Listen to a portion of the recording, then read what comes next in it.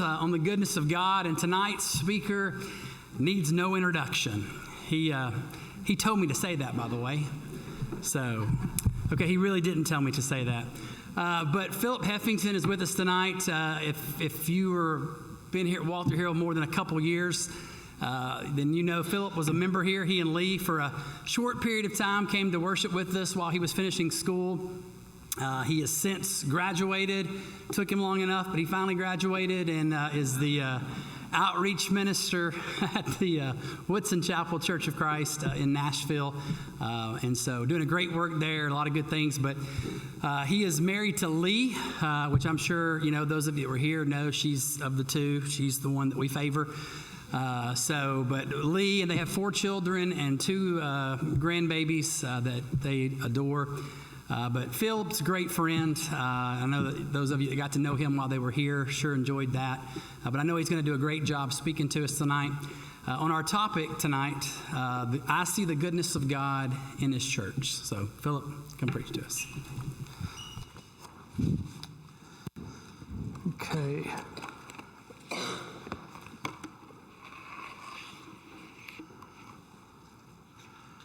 Can y'all hear me? Okay. All right. So, as Justin mentioned, I see the goodness of God in His church and His people. That is such an easy topic for me to discuss when I come back to Walter Hill. This place has such good memories for me.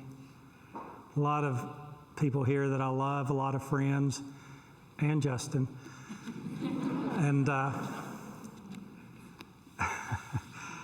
so it is great to be here. And there's so many good things that you guys do, good qualities.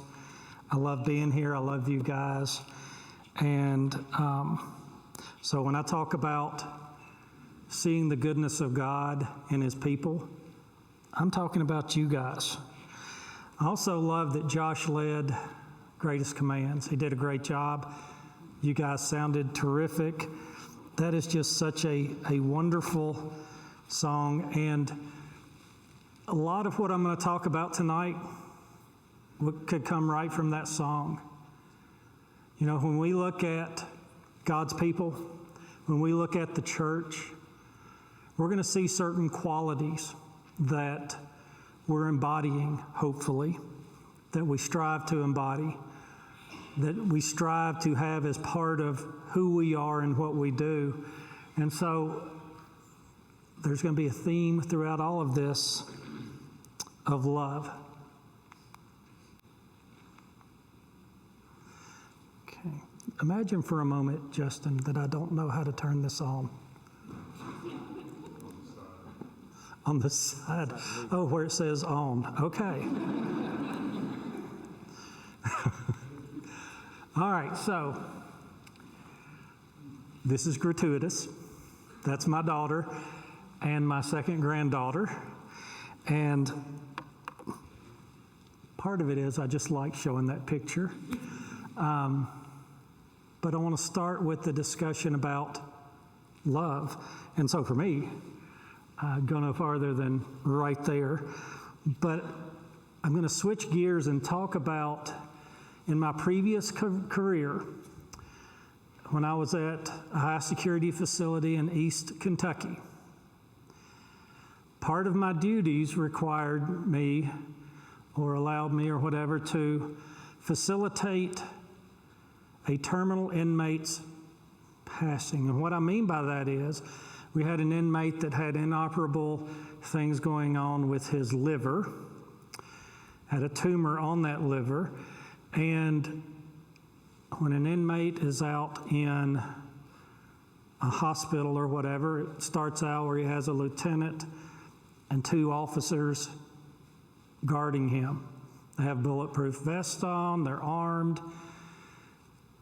As this guy was getting closer and closer to the end, I would make the decision, okay, we don't have to have the lieutenant.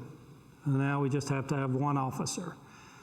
Now the officer doesn't have to be armed. The inmate doesn't have to be shackled to the bed any longer. And the closer he got to passing, I facilitated a visit between his mother and father and sister, basically so they could come say goodbye. And before we went in, I met with them and discussed with them, okay, here are the rules. Don't give them anything unless I've approved it ahead of time. Just some do's and don'ts. And before we went in, his sister took me aside, and she said, Mr. Heffington, thank you. This is really nice what you're doing, but I'll be honest with you. I'll be relieved when he's gone. My brother took advantage of everybody that ever cared for him. He damaged every relationship that would matter in life. I'm just here to support my mother and father. Now, that's quite a stunner when you're taking a woman in to tell her brother goodbye. But he earned that. He had damaged a lot. Well, anyway, I take him in, and the mom is holding him, has his head in her hands. She's crying. There are tears dripping on his face, and she's wiping them away. And for a moment, he looks up, and he sees her, and he says, Mommy. He doesn't say mom, mother. He says mommy, just like a 3 or 4-year-old would say if they were hurting, if they were sick, and their mother was comforting them. And then he goes back unconscious for the last time. Now, I've seen a lot of things in my career. We had 6 homicides in the time that I was there. We had successful suicides. We had horrible assaults. Saw some horrible things.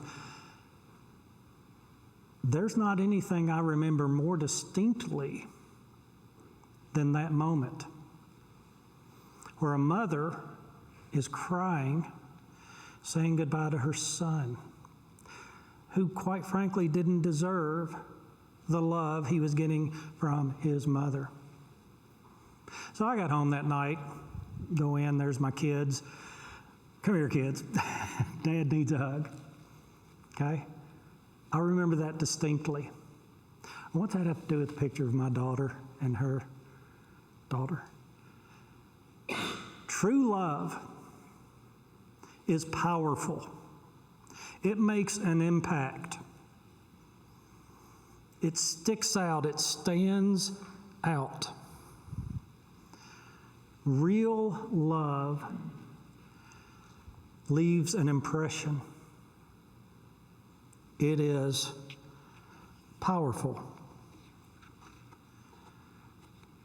Transitioning to, this is an artist interpretation of Christ on the cross. And just to be honest, that's a cleaned up version. It doesn't show all the blood and guts, the sweat, the grime, the flesh that would be hanging from him, the spit, some things that would be disgusting. It doesn't really show all of the suffering that he's going through. And yet, in Luke 23:34, we see where Christ says, "Forgive them, for they know not what they do." Who is he forgiving there? I was told this isn't just a sermon, it can be a class setting, but who is he forgiving there? Who is Christ saying, "Father, forgive them"? He's forgiving the folks that were torturing and killing him. What a powerful example of love. And keep in mind that he is sacrificing himself. He is allowing himself to be tortured and murdered. For who? All of us. For our sins. Right? So again, deep love, whether it's my daughter with my granddaughter, was such a, for me, those of y'all that have grandchildren, such a beautiful thing. Or a mother with her poor example of a citizen son, and yet she still loves him. Or, more importantly, Christ sacrificing himself and forgiving, as that's happening, forgiving the people that are causing him so much suffering and pain. So what's this have to do with God's goodness in the church? Okay, John 13, 34 and 35. This is Christ talking.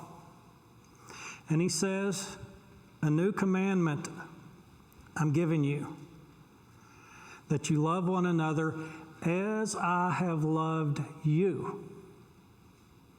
Think about that picture we just looked at. Think about that story we just looked at.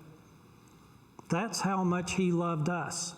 And so we're commanded to love one another like he loved us. Okay? And then you think about the second half of that verse. By this, all will know that you're my disciples. It's an identifying characteristic of Christians. That's what we're talking about tonight. The goodness of God in his people and in the church.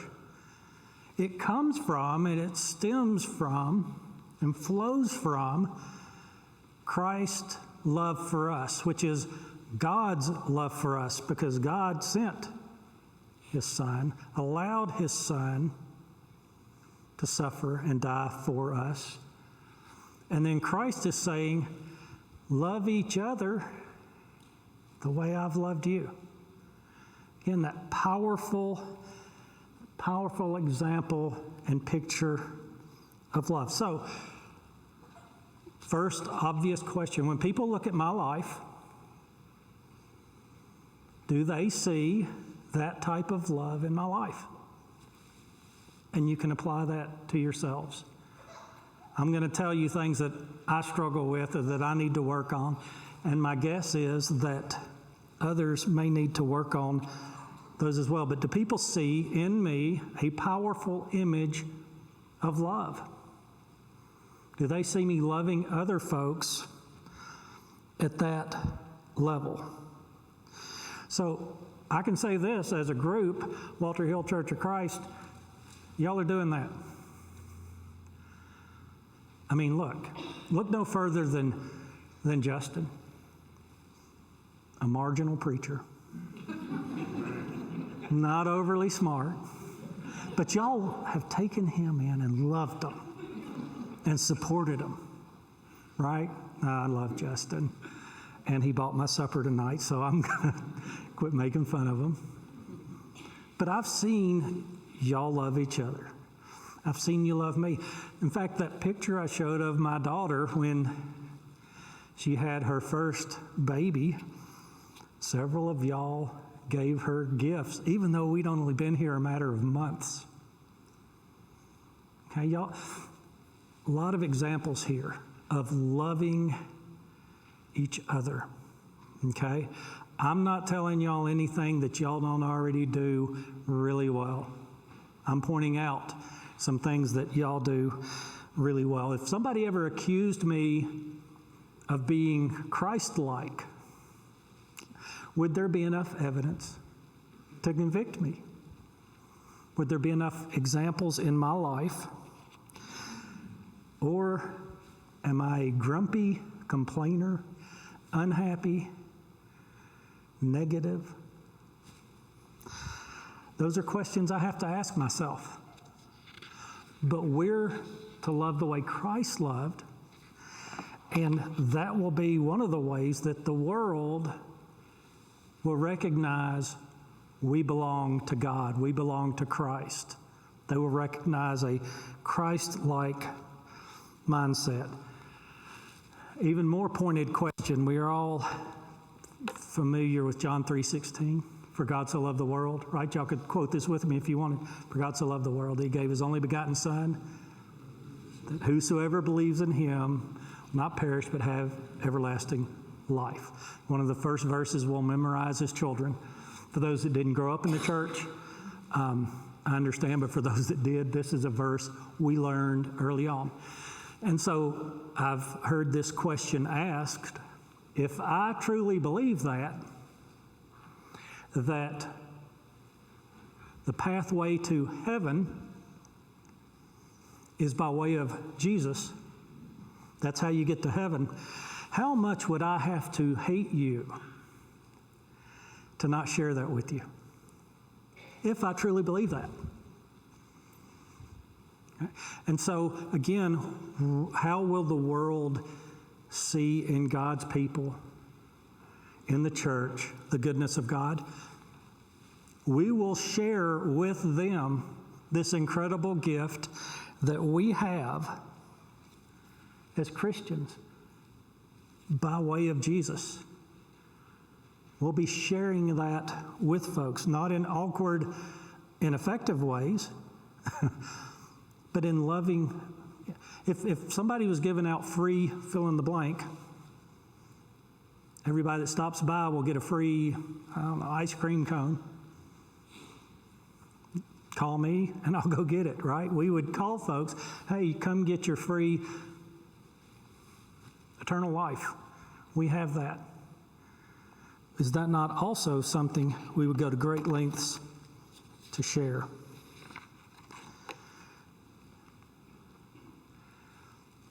What else will people see or notice about God's people and His church? Not long ago, there was an article about a Major League Baseball player who, during a Major League game, he starts crying. And what had happened was somebody from the stands, a guy in the stands, was taunting him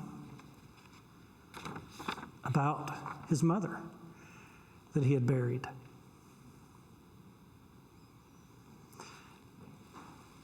That's the world. That is what the world is bombarding us with. There should be a distinct difference between how the world thinks. I'm going to get in the head of this ball player so that my team will win, and the way I'm going to do that is to make fun of his dead mother.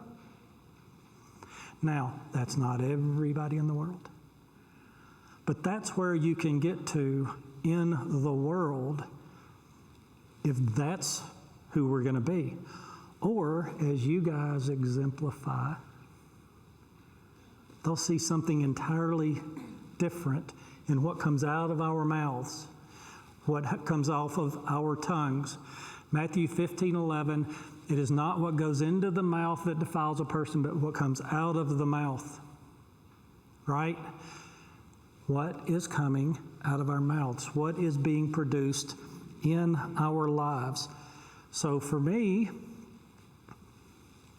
are people seeing and hearing anger, bitterness, complaining, negativity, hate, judgment, or are they seeing love, edification, like I was with Justin earlier, building them up, right? Positivity, happiness. What is it people are seeing from Phillip Heffington? What are people seeing in Phillip Heffington? Or put your name in there. Okay? What is it that is coming out of us? We've all heard that analogy. We're all cups. Have something in us. When those cups get jostled, whatever's in there spills out. What is spilling out of us? Okay. Here's where it gets interesting.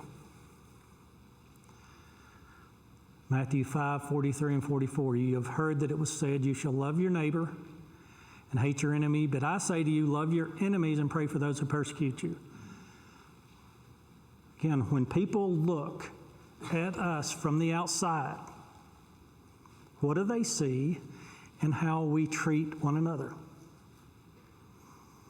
I have not always been the perfect example of love when it comes to, certainly not when it comes to my enemies. Sometimes when it comes to my brothers and sisters. So that is something we need to constantly be on guard for. If we're to love our enemies, then what about the brothers and sisters? And again, I'm speaking to people that do this wonderfully. Okay? I've seen it with my own eyes.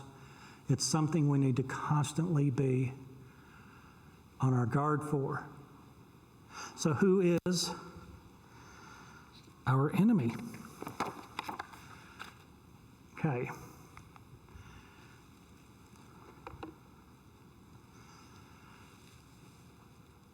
How many of y'all hunt or go shooting at all? I know y'all have some security guys here that do. Maybe they don't want to show who they are. I see a hand way up there.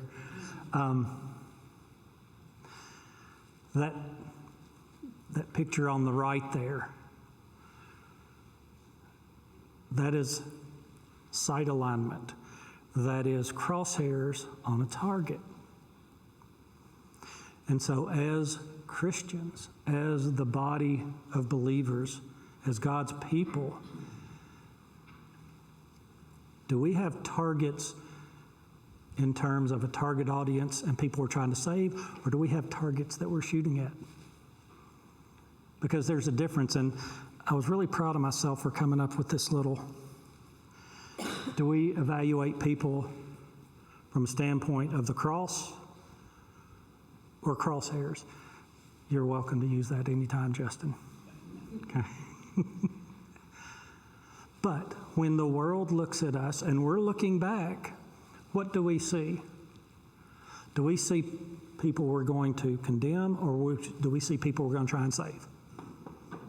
Because that really is the difference in us being the sort of godly, Christ-like folks that God wants us to be, and us being what is turning so many people off towards organized religion today, the judgmental, hypercritical, etc. So when we see sinners, when we see addicts, when we see the lost, what do we see? Do we see our target audience, people we're trying to save, or do we see the target we're aiming at? And what is our goal when it comes to our enemies? Who is the enemy? That's another good question. Any thoughts or comments before we? All right. Part of what I do at Woodson Chapel, I'm blessed to be able to do some counseling where people come talk to me who are trying to deal with things in their life. And the first sermon I gave there almost 2 years ago, right after I got there, was on forgiveness. And some of y'all know a decent amount about my story and know that there are some things that I had to forgive some folks for. And so I preached on that, and a woman came to me and said, you know, I want to talk to you about forgiveness. And she proceeds to tell me her story. And she wanted to forgive the man that had killed her husband. Now, why am I sharing that with you? That is going back to that first picture of Christ on the cross. That is a powerful, powerful example of what it means to be God's people. And Miss Shirley is who that is. There was a man driving vehicle, was negligent. Her husband had been working on the side of the highway. Horrible. Kills him. She goes into court to forgive this man. She didn't want to ruin his life. Now, this was after quite a bit of discussion and counsel and study. She just didn't want him driving commercially again, but she didn't want him to go to prison for the rest of his life. She didn't want him ruined. Is that a powerful picture? If somebody from the outside is looking, wow, that is amazing. And Matthew 6:12 and 14 and 15, this is where, in the Sermon on the Mount, where Christ is teaching us how to pray. Forgive our debts as we forgive others, right? And then afterwards, because if you don't forgive folks, God isn't going to forgive you. And if you do, God will. This is Christ teaching on this directly. Forgiveness, right? Forgive us as we have forgiven. If you forgive, you will also be forgiven. If you do not, neither will your Father forgive your trespasses. This is part of, as Christians, how we obtain forgiveness. So it's awful easy now for me to take Miss Shirley's story. What is it I'm not forgiving somebody for? She's forgiven somebody who killed her husband, right? In fact, this is the sort of story that as Christians, when we're at work and I don't know what to say to coworkers, tell them that story. There's a woman I go to church with that forgave the man that killed her husband. Wow. You don't have to brag on yourself. You're pointing out that's what Christian love looks like. It sticks out. It's powerful, right? I'm also blessed to be working with some other folks that are forgiving people that when they were 5 years old, trying to see who all's in here, took advantage of them, or when they were 23 years old, assaulted them in a horrible, horrific way, or people who are forgiving their fathers who left when they were children, or were abusive, or man, that's a cool way to make a living. To work with folks that are trying to forgive those that have harmed them horribly. That's what God's people look like.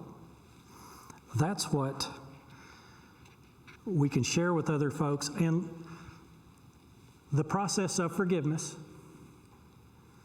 leads to unbelievable happiness. You get to take that burden off of your shoulders. I'm no longer having to carry this dislike and grudge and unforgiveness towards someone. I get to now remove that from my shoulders. That's what God's people look like. Okay. There's an ancient Chinese proverb that if you want to know about water, don't ask a fish. If you want to know what true forgiveness and love and what it means to be a child of God at an advanced level, look at Christians. Don't look at the world. That is not where you will see love, sacrificial love, deep, enduring love. Look at a Christian. Look at a Christian in the way they forgive. Look at a Christian in the way that they live. So the world versus us. I don't mean fighting. I mean the contrast.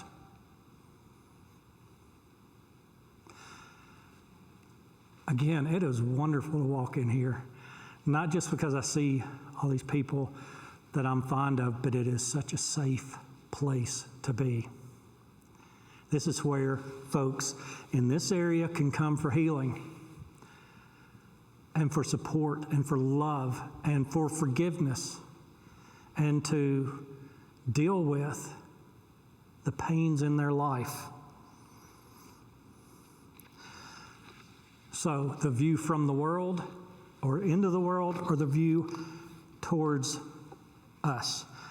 We're not going to go into all the details here, but in Matthew 25, verses 31 to 46, Christ is talking. Okay, this is a red letter in your Bibles, and he says, I'm going to separate sheep from goats. Sheep are going to go with me to heaven, the goats are not. And here's how I'm going to determine if you were hungry and you gave me food, if I was thirsty and you gave me something to drink, stranger and welcomed me, naked and clothed, sick, visited, in prison, and you came to me. And if you didn't, you're going with the goats. If you did, you're going with the sheep. Again, this is a stark contrast to the world. This is what people see when they look at Walter Hill. It's the sort of thing we need to be cultivating more and more and more. We need to be doing those things. Acts chapter 2, right after Peter preaches the first gospel sermon, and folks were baptized, several thousand were baptized.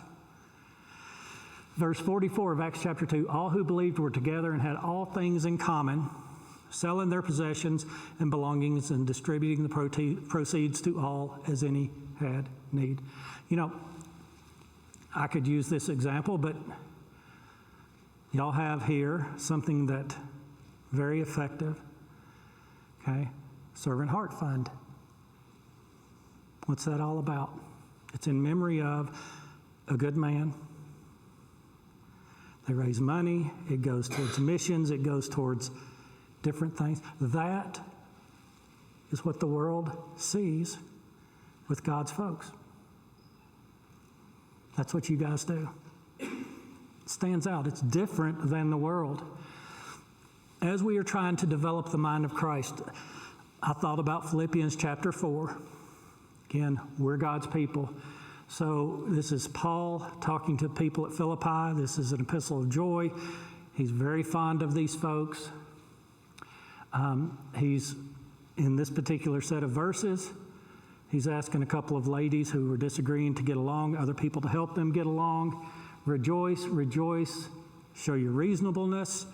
Do not be anxious. In prayer and supplication with thanksgiving, peace of God. And then goes on to say, whatever is true, honorable, just, pure, lovely, commendable, excellent, worthy of praise, think about these things. What is it I'm focusing on? As God's people, those are the things we're supposed to be focusing on. That's what people need to see when they look at the church. Okay, another gratuitous picture here. That's my two granddaughters. And yes, I'm pitiful when it comes to my granddaughters. Why am I showing y'all this other than just to brag? Okay? Something to think about. As Christians, one of the things people need to see when they look in my life, they look in our lives, we should be happier than anybody else. Our worst day as a saved child of God should be better than the best day of a non-Christian. Even when we're suffering, we suffer different. Even when we're hurting and grieving, we hurt and grieve differently. I showed that picture of my granddaughters because I'm blessed. We're blessed. The world needs to see that we are blessed. Not in some fake way, but we need to have that perspective that God is awesome. Being a child of God is amazing. And again, I came in here tonight and I couldn't help but smile. Yes, there are people I want to pick on and all of that I have that relationship with, but man, this is a great place to be. The time I spent here, the relationships, the friendships, man, that's amazing. And to see folks tonight and they smile at me and shake my hand and great to see you, even though I'm kind of goofy, cut up and all of that. Man, this is a great place to be. You've got really good elders. You've got, I hate to say it, but a really good minister. Your youth group, y'all have so much stuff going for you because y'all are showing the world the goodness of God by your lives. What's coming out of your mouths, the love you're showing one another. This is where I want to be. You guys are doing the work and acting in such a way. You're exhibiting the mind of Christ. You're showing the goodness of God. And so, thank you for allowing me to come back and reconnect. I've heard stories about your numbers and other things that are going on. God's blessing you guys because you're showing the goodness of God. You're living it. So I commend you for how good you're doing, how well you're doing in spite of your minister, right? But keep doing what you're doing and keep letting folks see the goodness of God in how you're conducting yourselves. Any thoughts or comments before we end all of this? You guys are awesome. Thank you very much.